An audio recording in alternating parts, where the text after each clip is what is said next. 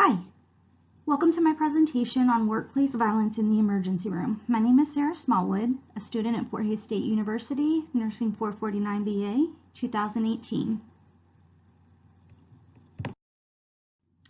So, what is workplace violence? Workplace violence in healthcare settings is an occupational issue concerning nurses and other healthcare professionals. Patient aggression against nurses is often the most common form of violence in clinical settings, occurring in emergency departments, inpatient psychiatric settings, and nursing homes. Physical and verbal assaults are the major forms of workplace violence encountered by nurses. Current research has identified staff, environmental, and patient risk factors as the major precursor of workplace violence initiated by patients. So we know that there's also lateral violence and bullying in our nursing field, unfortunately. However, today we're not going to discuss violence with coworkers. Today we're going to discuss the patient violence that we see when working in the emergency room. Okay, the workplace violence phenomenon. Workplace violence is a phenomenon affecting nurses worldwide. The violence seems to occur more frequently in emergency departments, nursing homes, and psychiatric settings. Nurses reported being victimized at higher rates than any other healthcare professional, and mostly that's because nurses tend to spend a lot more time interacting with the patients one-on-one. Physical and verbal assaults are the major types of workplace violence experienced by nurses. As many as 80% of nurses report feeling unsafe in their workplace. Nurses often experience significant physical and psychological effects after an incident in workplace violence. This can leave a lot of nurses feeling like they aren't safe and end up leaving, or maybe even injured and having to take time off to get help, whether it be physically or psychologically. Workplace violence is one of those things that really requires response. In recent years, workplace violence has been recognized as a violent crime, and it really requires us to report those crimes to employers, law enforcement, the community. Some facilities I know want you to discuss with administration before calling the police or reporting the incident.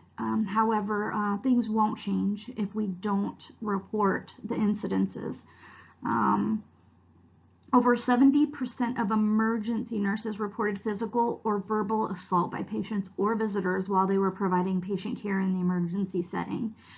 That's a staggering number, and when you consider that you're there to help your patients and you have a 70% chance of being assaulted verbally or physically, that's really kind of scary. So this chart here is just from a study that was done on assaults in the healthcare workplace. You could see here that a lot of the assaults happen in psychiatric and emergency rooms. They're usually the higher numbers. Psychiatric ones tend to be psychiatric holds, patients that maybe don't want to be staying. You can see again that a history of aggression and behavior usually will mean that they're probably going to do it again. A social history of illicit drug use can also be a trigger that may make you think twice about being assaulted. And then these are some of the other things that they look for when you're wondering, well, do I have a chance of being harmed by this patient? Have they been aggressive? Are they having psychosis? Have they had a team called for restraints? All of these things are things to look for when you're wondering, okay, will I be assaulted? Is there a chance I can get assaulted by this patient? Always think about these things ahead of time before you go into a room, and have yourself prepared just so that you can safely go into the room and come back out without being harmed. So this is from the same study, and they are discussing the assaults occurring on inpatient units. Basically, this is the average age of the person who's going to be doing the assaulting. The average is 49% are female, meaning 51% are male. You can see also that these all happened in the emergency room. This is a psychosis patient, aggressive behavior patient, and someone who has had to have restraints called and had help getting restraints. So again, pay attention to some of your precursors before going into a room. This is Maureen Holder. She was a nurse at a hospital who had some employee cutbacks, and they left her without a CNA. So when Maureen took her patient over to CT, that patient was asking for a urinal. Maureen had to turn her back to get the patient a urinal, and when she turned around, the patient, who happened to be a boxer, a professional boxer, was standing in front of her and punched her in the face. She had some significant injuries to her eye. She had basically a whole blowout of that right eye. She's had to have surgery on her nose, her 2 eye surgeries, physical therapy, chiropractic treatments, and she's got a lot of psychological wounds. I imagine she was very traumatized by this incident. And this is Elise Wilson. I'm not real sure what unit she was working on, but she did go in to assess a patient at the Harrington Hospital in Southbridge, Massachusetts in June. And she just went to assess him, and he came at her with a knife. She was slashed on her throat, her arms, hands, wrists. He just started swinging at her, punched her in the head, and then when she turned around, he was stabbing at her. She was very fortunate. She did walk away with a great deal of suturing, you can see here. She's probably got a lot of traumatic psychological issues that she's working with as well. And these are just 2 examples of nurses who were assaulted violently while they were at work, just doing their job. I know that personally, working in the emergency department, I've been assaulted, and I know a number of people. I think anyone who's worked with a nurse more than 6 months to a year has either seen or heard some horror stories of people being assaulted while working. Studies on workplace violence in the ER. Unfortunately, there are not a lot of studies out there for violence in the ER. There are a lot of workplace violence for nurses, for inpatient, for hospitals, but as far as the ER goes, there are not a lot of studies done, which is unfortunate because it's one of the places that will see the most violence in the whole hospital. The ER and psych tend to be the 2 that will most likely see violence during their shift. So when using the terms violence, emergency department, nurses, assault, quantitative, all of these 7 words, it only pulled up about 6 or 7 studies. 3 of them were done in Australia, 1 in Spain, 1 in the United Kingdom, and only 1 of the studies in the US was specific to the emergency department. So you can see there's a need to do some studies on these violence in the ER topics, and if we don't do the studies, we're not going to find a solution, and we definitely need to find a solution for this problem. Why is there workplace violence? Well, nurses describe environments in which their individual or environmental cues, which are those things that we discussed earlier. Maybe the patient had to have restraints, maybe they've been aggressive in the past, maybe things have happened with that patient to where the nurse gets a feeling that they could be combative. Sometimes in the facilities, those things go ignored, not necessarily because people don't care, mostly because of staffing issues and really just not having the resources to have somebody around to help in those situations. One of the concerns that needs to be changed for sure is the lack of cue recognition and repeated exposure. For example, if you know that you have on a Friday night generally 2 to 3 assaults or something happening on a Friday night, and this is pretty consistent for you, then we need to be taking steps to have some people there that can help, especially with those high-risk environments where there's lack of security or no security cameras, equipment that's not watching, and especially in those certain patients that have suicidal or homicidal ideation, patients that are drunk or on drugs. These are all patients that we see frequently in the emergency room. And on a Friday, Saturday night, you can see a number of those patients in the emergency room. And knowing this, we should prepare for this. But unfortunately, it tends to go unnoticed quite often.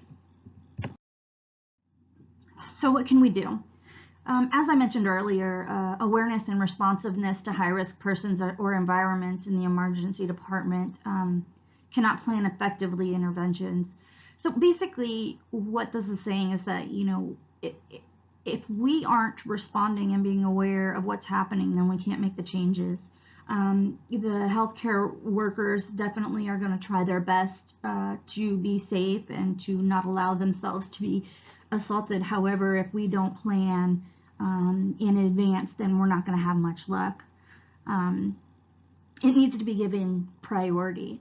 The other thing is prosecuting offenders, and this has been kind of a hot topic lately. I know that there's some nurses that have been marching up in Washington trying to get laws passed so that when they are assaulted by patients in the emergency room, they can press charges, or that the charges are going to be taken seriously.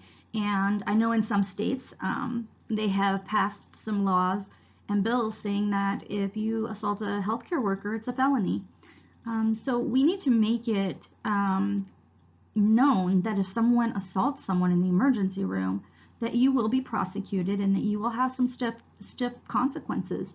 Right now, that's not real well known, and it's not really even encouraged by some administration. I know I'm a travel nurse and I go to many different facilities, and there are some facilities where they say, no, you need to call the charge nurse or whatever, not call the police. And I think that's very sad that we feel like our patients, we want them to always come first in our work, but when we're assaulted, we have to ask someone if we can press charges or if we can, seek justice for it. And sometimes you're told no, and that's really unfortunate. And that's something that needs to change as well. And I know that, nurses have been trying to do that for a while, and, we need to make it even more known that this needs to be done. Further research, again, needs to focus on evaluation of interventions designed to allow nurses, ED managers, hospital administrations, other healthcare workers to recognize potentially violent persons or environments. I know as an emergency room nurse, I've had CPI, which is, I can't even remember what CPI stands for, but it's for kind of de-escalating situations and protecting yourself if someone does come at you, and finding safe ways to take down somebody if they are trying to come at you and harm you or harm themselves. So that's one of the classes that I took and certifications that I received.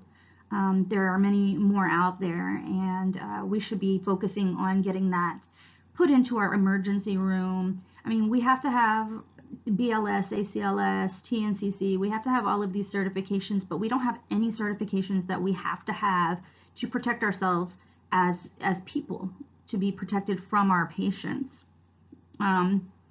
It's imperative that hospitals and emergency care workers address the issue preemptively through adoption of violence prevention education. I've been seeing signs go up in hospitals lately that say we have a zero tolerance policy. If you assault one of our healthcare workers, you will be prosecuted to the highest extent, and I think that's wonderful. Our employers need to back us with this. Nobody should be harmed at work, and that includes nurses. So how can we make a change? Well, there's three major ways that we can approach the workplace violence issue. The first, of course, is reporting. Employees need to set up a clear reporting process that enforces that zero tolerance policy. It should treat violence in a consistent manner and never include retaliation against the workers who report the problems. So, like I said before, sometimes if you report that you were injured or report that you were assaulted, your workers, your employer can say, well, you know, we're going to have to let you go if you decide to prosecute. Well, we should not allow that. That should not ever happen. If you are assaulted, your employer should back you and tell the patient that they are the issue and that they will be prosecuted. Training. ED nurses need to get better training. They need to be able to recognize the cues or common precursors to violence. We know that if a guy comes in drunk and belligerent, that, you know, we got to be careful. But do we have the training to know what to do if someone's coming at us? Do we have the training to deal with the psych patients or the drug addiction and the alcoholic patients that are coming at us? What do we do? And I think that training in the emergency room, that it needs to be part of our emergency room training to have an idea what to do when people are trying to assault you. And the third thing that we need to think about is legislation. And those are the laws that I was talking about earlier to address the safety in healthcare facilities. They're the only way to eliminate or at least lower workplace violence, because essentially in the emergency room, psych, those kinds of places, you're gonna see violence, unfortunately. But we might be able to lower the amount of violence we see if we can get some laws passed to say, hey, if you harm a healthcare worker, you're gonna get a felony and it's serious. Maybe these people that are thinking about possibly harming an employee might think twice. In Massachusetts, where 85% of nurses report being punched, spit on, groped, or kicked, made a 2010 law for assaulting a nurse a felony. So Massachusetts was one of those states. Recently, North Carolina, New York, New Jersey have all followed. They have, the Massachusetts Nurse Association has now thrown its support behind a new bill designed to prevent assaults. It requires healthcare employers to identify factors that put nurses at risk. So they are trying to make it to where there are plans out there to keep the nurse from getting assaulted, not following up after the assault, but actually doing things to keep the nurse from getting assaulted. And that's really what we need. They even created an in-house crisis response team, which would be to help the victims of workplace violence. And I think that's really wonderful because, you know, these people need support. When you've been assaulted, it's very traumatic. And just because you're the nurse doesn't mean that you should go without care or shouldn't be talking about it. I know some nurses, we wear our battle wounds like a badge of courage. You know, if we miss a lunch, you know, that's, you know, another badge for us. And it shouldn't be that way. We should definitely treat ourselves like we treat our patients and care for ourselves like we care for our patients. So here are some resources for combating workplace violence. The ANA offers tools and resources on their website. There's a bullying and workplace violence in healthcare YouTube video, and it was put out by the ANA, so that's a good resource. The Center for Disease Control and Prevention, it provides online courses for workplace violence prevention. These are maybe videos and things like that that you can introduce to your facility and maybe put it as part of the hiring training. You know, there's all these videos that we have to watch. Why aren't we watching one on workplace violence? And then the Occupational Safe and Health Administration offers general guidelines on combating workplace violence. So those are some resources that you have that could help, that you could use in your facility.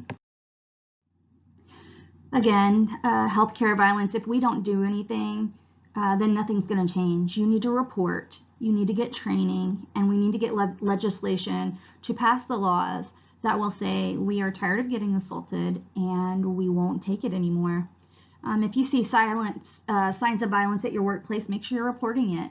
And then here is a number to text, and you can support the End Nurse Abuse pledge. And it's basically you just pledge to say that I'm gonna report. If I'm assaulted at work, I'm gonna report.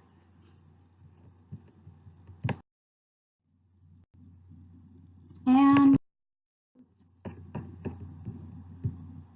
thank you for coming to my presentation. I hope you have a great day.